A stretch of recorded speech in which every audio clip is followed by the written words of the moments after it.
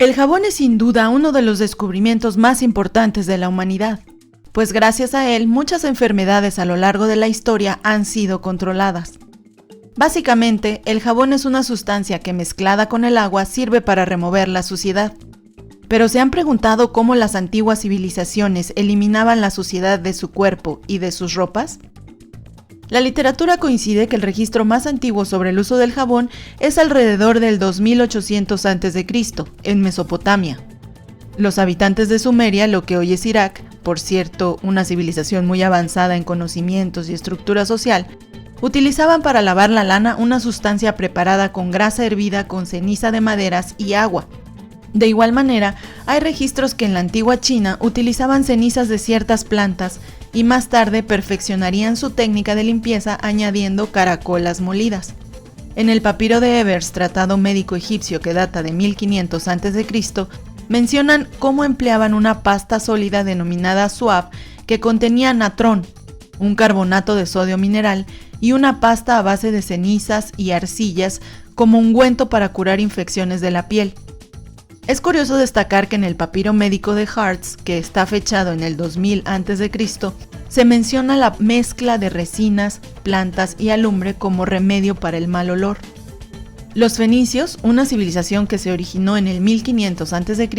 y desapareció aproximadamente en el 539 a.C., aprovechaban las grasas vegetales en lugar de la grasa animal.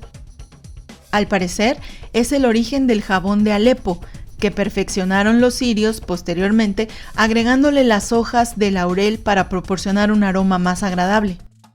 Plinio el Viejo, escritor romano del siglo I, en su libro Historia Naturalis, es donde se menciona por primera vez la palabra jabón, que es el latín de sapo, una palabra de origen germano que tenía que ver con la palabra sebo y no con la montaña ficticia Sapo de la leyenda sobre el origen de esta palabra. Los celtas en el 900 a.C. utilizaban grasa de cabra con cenizas de abedul. En el siglo III a.C., los galos utilizaban grasa de jabalí y ceniza de haya. Con la caída del Imperio Romano y las invasiones bárbaras, el uso del jabón en Europa entró en decadencia. Sin embargo, los árabes continuaron y lograron instaurar la mayor fábrica jabonera en Al-Andalus, Sevilla. La definición química del jabón se describe como el resultado de la reacción química entre un álcali y algún ácido graso, en un proceso conocido como saponificación. La palabra álcali deriva del árabe alcalí, cuyo significado es ceniza. 4 siglos más tarde surgiría lo que hoy conocemos como jabón de Castilla, que se elaboraba con el aceite que ofrecían los cercanos olivos y que era enviado a la alta sociedad de Francia, España e Italia. Se trataba, pues, del producto indispensable de todo tocador real. Las famosas fábricas de jabón de Marsella se establecieron en Francia en el siglo XIV. Este se elaboraba con aceite de olivo y una mezcla de plantas llamada varilla, que proveía el álcali, dado su riqueza en carbonatos de sodio, calcio y potasio, y era abundante en la región. Más adelante, a mediados del siglo XVII, el gobierno de Francia reguló el mercado del jabón de Marsella y propuso reglas para elaborarlo, excluyendo las grasas animales. Algunas páginas de internet mencionan que en 1575 se construyó una fábrica de jabón en la Ciudad de México donde se elaboraban jabones hechos a partir de plantas y de tequesquite, que es un mineral rico en carbonato de potasio. En 1783, el químico sueco Carl Wilhelm Scheele descubre la glicerina. Curiosamente, unos años antes había aislado el cloro elemental, tan empleado hoy en día para el aseo de los hogares. En 1791, el cirujano y químico francés Nicolas Leblanc inventa un procedimiento para obtener sosa a partir de la sal marina, lo que simplificaba y abarataba la obtención de esta materia prima, además de salvar a miles de árboles de los que se obtenía la ceniza. Lamentablemente, los descubrimientos de Leblanc no fueron valorados debido a la turbulenta época que se vivía, la Revolución Francesa. Leblanc ganó el premio que otorgó Luis XVI, pero nunca pudo cobrar la recompensa. Fue obligado a revelar los secretos de su procedimiento y debido a la depresión y pobreza, terminó suicidándose en 1806. En este siglo, importantes fábricas de jabón se establecen en Argentina, en la India. En Estados Unidos surge Colgate y Procter & Gamble.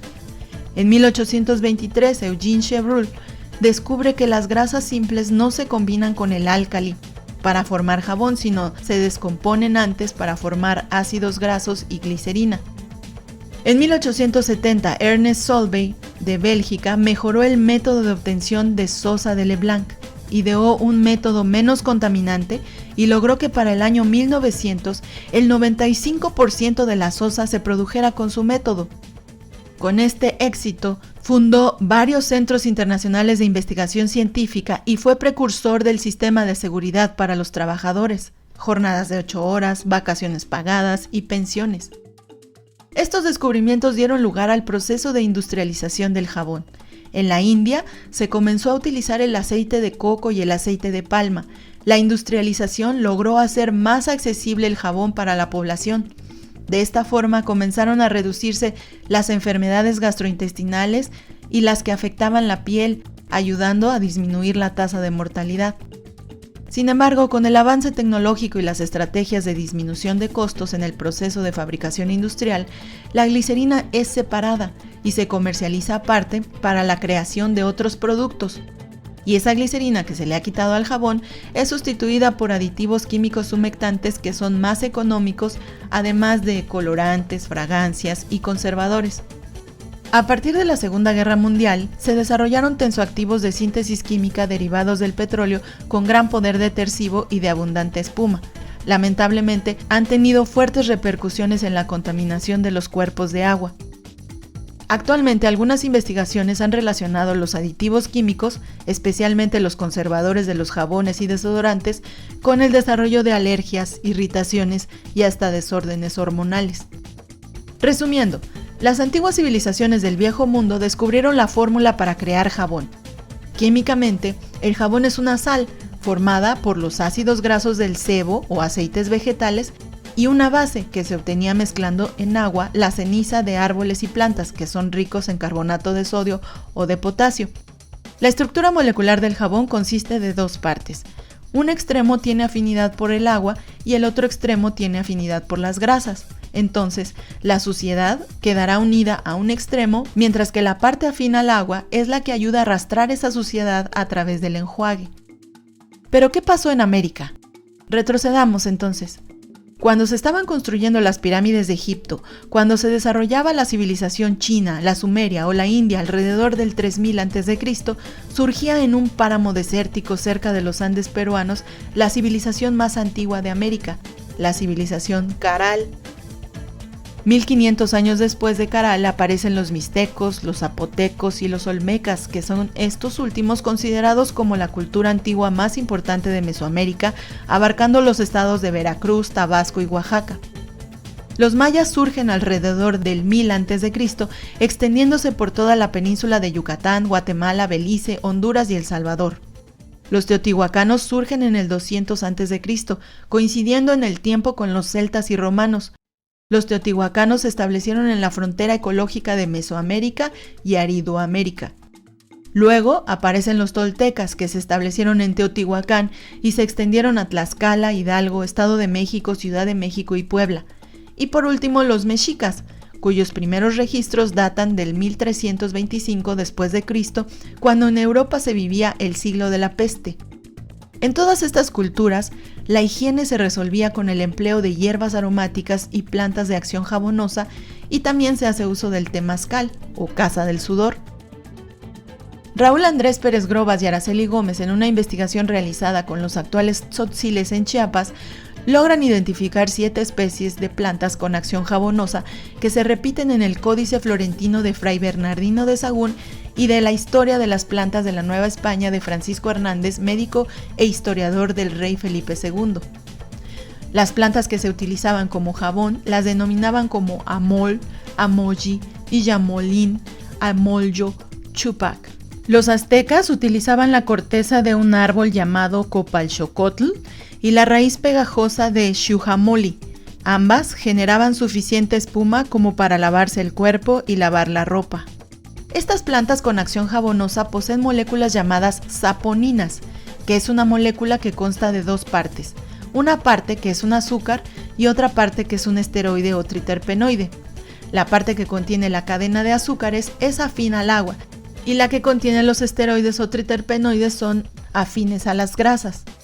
Estas saponinas son parte del arsenal químico que tienen las plantas para defenderse de los microorganismos o de los herbívoros, pero el humano les encontró uso como jabón, ya que al machacar las partes de la planta en agua se produce espuma.